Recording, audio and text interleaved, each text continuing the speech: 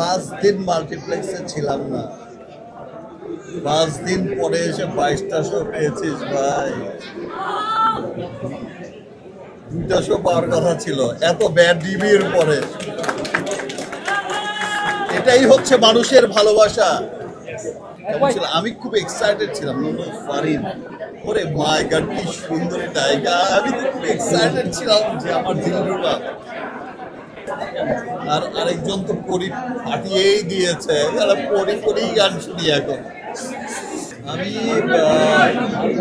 প্রথমে আপনাদের এত ধন্যবাদ দিতে চাই, এত কৃতজ্ঞতা প্রকাশ করতে। আমি আমরা সবাই শুনেছি অনেক বড় বড় ইন্ডাস্ট্রির বড় বড় নির্মাতাদের কথা, যাদের সিনেমা নাকি মিডনাইটে শো হতো প্যাকড আপ থাকে, ভোরে শো হতো প্যাকড আপ থাকে,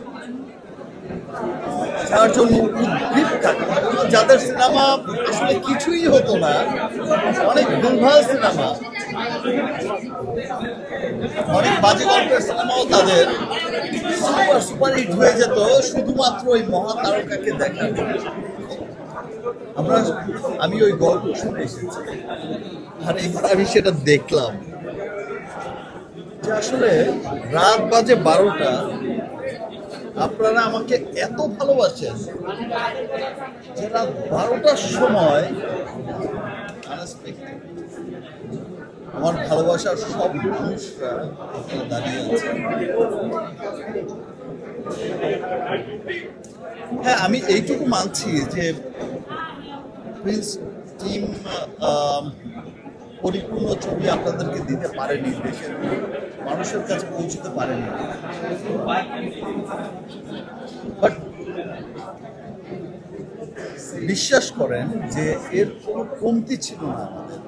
প্রথমেই আমরা ফেসেছি পারমিশন জটিলতায়, সেখানে 3 মাস চলে গেছে, মানে শুটিংয়ের যে শিডিউল ছিল সেটাই চলে গেছে। তারপরে এসে সবার এত অক্লান্ত পরিশ্রম ছিল যে সিনেমাটা কিভাবে কতটা পারফেক্টলি দেয়া যায়।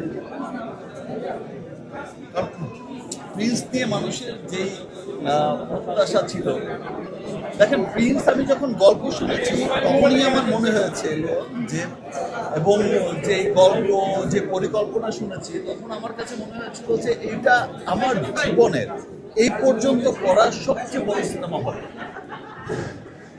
বাট হয়তো সময় স্বল্পতার কারণে আমি সেটা করতে পারি। আমি আমার টিমের পক্ষ থেকে, আমার প্রযোজক, আমার পরিচালক, সবার পক্ষ থেকে আমি সরি চাইছি যে আমরা চেষ্টা করেছি। দেখেন কি বলছে, টেকনিক্যাল সমস্যার কথা বলছে, সিজির কাজটার কথা বলছে, বা কালার, এটা তো সময়ের দরকার। বাট সময়টাই ছিল না। ঈদের 8 দিন পর্যন্ত আমাদেরকে কাজ করতে হয়েছে প্রিন্স রিলিজ দেওয়ার জন্য। আমি নেক্সট সিনেমাগুলোতে নিশ্চয়ই এই বিষয়টা অনেক খেয়ালে রাখবো যে প্ল্যান এ তো ছিল আমাদের হচ্ছে ইন্ডিয়াতে পুরো লোকেশন দেখা, প্ল্যান বিও যেন রাখি। প্ল্যান এ ক্যান্সেল হয়ে গেলে যেন আমরা প্ল্যান বি দিয়েও করতে পারি। সেটা আমার নেক্সট যে একটা প্রস্তাব দিতে বলবো। যত যাই বলুক, যে যাই বলুক, প্লিজ যারাই দেখছেন, আমি রকস্টারের শুটিংয়ে ছিলাম, সেখান থেকেই দেখছিলাম, ভিডিও দেখছিলাম। 5 দিন মাল্টিপ্লেক্সে ছিলাম না। 5 দিন পরে এসে 22টা শো পেয়েছিস ভাই। 2টা শো পাওয়ার কথা ছিল এত ব্যাড রিভিউর পরে। এটাই হচ্ছে মানুষের ভালোবাসা। এটাই হচ্ছে মানুষের ভালোবাসা, এইরকম যে ভাই আমি আমার পছন্দের মানুষকে হেঁটে যেতে দেখবো, তাতেই হবে, আর কিচ্ছু লাগবে না। আর এই সিনেমায় দেখো আমার আরেকটা কি ছিল, আমি খুব এক্সাইটেড ছিলাম। ফারিন, ওরে মাই গড, কি সুন্দর জায়গা! আমি তো খুব এক্সাইটেড ছিলাম যে আমার দিলরুবা। তারপর আমার একটা নায়িকার তো শুট হয়নি, মিলি, আর আরেকজন তো পরি ফাটিয়েই দিয়েছে। পরি গান শুনি এখন। আমি সাকিবিয়ানদের উদ্দেশ্যে না, শুধু আমি আমার দেশের মানুষের কাছে, সাকিবিয়ানদের কাছে তো আমি সারা জীবনই কৃতজ্ঞ থাকি। সাকিবিয়ানরা আমাকে মানে সাকিবিয়ান, সাকিবিয়ান, আমিও শাকিব খানকে পছন্দ করি। বাট দেখো, পুরো দেশের মানুষ এত রিভিউ শোনার পরেও আসছে সিনেমা হলে, সিনেমা দেখছে, এত শোজ চলছে, কৃতজ্ঞতার মাথা নত হয়ে যায়। দেখো, এটা কিন্তু আসলে কারো দোষ ছিল না, এটা শুধু সময়ের গ্যাপ ছিল। যদি হাতে সময়টা পেত, হয়তো অনেক ভালো সিনেমা, যেটা গল্প ছিল, হয়তো অনেক ভালো সিনেমা হবে। হয়তো হায়াতের এই যে প্রডিউসার ম্যাডামের প্রেশার ছিল, বলেছি ঈদ রিলিজ করতে হবে, আর নয়তো ঈদ রিলিজ হতো না, অনেক ভালো সিনেমা, পরিপূর্ণ গল্পের সিনেমা রিলিজ হতো। কিন্তু যাই রিলিজ হয়েছে, যতটুকুই হয়েছে, মানুষে দেখছে, ভালোবাসছে, এটাই অনেক বড়।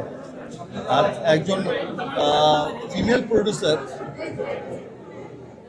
আমি গত বছরও দেখেছো যে বরবাদ রিলিজ হয়েছিল, যে শেয়ারিং ফিমেল প্রডিউসার ছিল। এই বছরও শিরিন, নামে মিলও আছে অনেকটা। বাট উনিও চেষ্টা করেছে ওনার কাছ থেকে সবচেয়ে ভালো সিনেমাটা উপহার দেয়। বাট ট্রাস্ট মি, সব কিছুই ডিজাস্টার হয়েছে শুধু সময়ের অভাবে। আমরা কিন্তু 3 মাস, প্রায় 3 মাস কিন্তু শুধু পারমিশনের কারণে, যেহেতু পুরো ছবিটা রেডি করা ছিল ইন্ডিয়াতে, একটা জায়গায় সেট করা ছিল, সেই সেটটাকে ভেঙে, আসলে প্রিন্স ছিল অনেক অনেক অনেক বড় সেট, সে সেটটাকে ভেঙে আবার করা আসলে সবার জন্যই, আমরাও অনেক দুঃখিত। আসলে আমরা যেটা দেখাতে পারেন চেয়েছিলাম সেটা দেখাতে পারি। 200-র বেশি সার্ভিস ও ফিচারে লেনদেনের সব বিকাশ অ্যাপে সম্ভব।